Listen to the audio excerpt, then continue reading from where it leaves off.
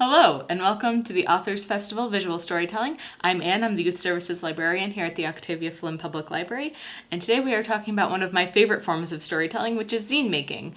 If you've read the book Moxie or have seen the film on Netflix, you'll know Vivian Carter is a teen who's fed up with the sexist practices of her high school and starts making anonymous zines to rally some of her fellow classmates into action. So today we are going to learn how to make our own zines and talk a little bit about the history of zines. I do recommend you check out Moxie both on Netflix and in the library. So the first thing you're going to need to make your own zine is a single sheet of paper and a pair of scissors. Let's get folding. Alright, to start with our mini zine, what we're first going to do is fold it into a W. We're going to do that by starting off with a fold in half the long way. So you have this way and this way. We're going to fold this way to make the first start of our book.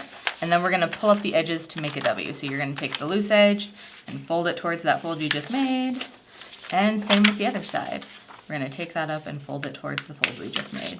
And that's going to leave you with a W. Now, we're going to fold it in half. So you've got your W, you're going to fold it in half, like so. And then I'm going to make a cut down this crease right here. And then we're going to pan back up and we will show you what to do from there. All right, now that we've got our W with our cut in it, we're going to take both of our hands and grab it on either side of the cut, and you're just going to bring your hands together. And that's going to make it into a blank zine of possibilities. Now it's time to decorate. Let's get started. All right, we're gonna get started on my zine. I've got a Sharpie, a glue stick, and some things I'm gonna glue in. We're gonna start off talking a little bit about the early history of zines. Zines actually start out largely as a part of the sci-fi community. I like to think of them as Internet 1.0. Fanzines were the first way that people started sharing fan theories and fan fiction. Starting with the stories of Isaac Asimov, people wrote about his works during his life, contemporaneous with his. And then as we move into the mid-century, so as we move into the 50s and 60s, people write about things like Star Trek and Doctor Who. So we have some nice sci-fi beginnings for our zine making. As we transition into the 70s and 80s, we see zines mostly used as a way to communicate about music. Zines become a really big part of punk culture. So a lot of zines you see from this time give things like reviews of bands and record stores and things of that nature. So most notably some like The Clash and the Ramones. And then we're going to move into the 90s. The 90s sees the rise of Riot Girl culture. For those unfamiliar with Riot Girl culture, it is a subset of punk that focuses on feminism. If you've read the book Moxie or you've seen the movie, you'll know that this is Vivian's mom is a riot girl during the 90s before she has Vivian.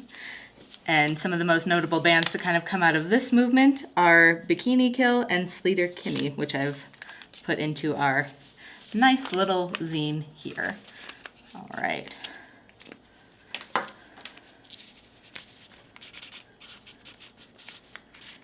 And then as we move into kind of the current day, there are still zine distros and places that publish and distribute zines.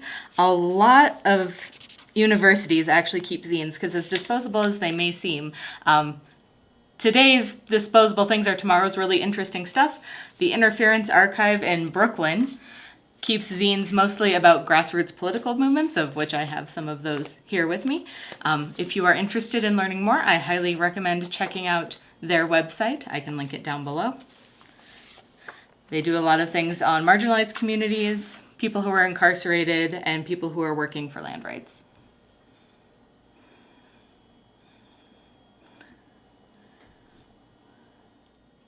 So now that you've made your mini zine, I'm going to show you something kind of cool. If you've made it the way that we just made it here today, you are able to pull it all apart, and it's all one side, so if you wanted to photocopy it and make some to distribute, you can do that, and it's not going to cost you that much. And that's all there is to it. Happy zine making, and if you make zines, please let us know. Tag us at OFPL or at Gallup Library if you're on Instagram, and we'd love to see what you make.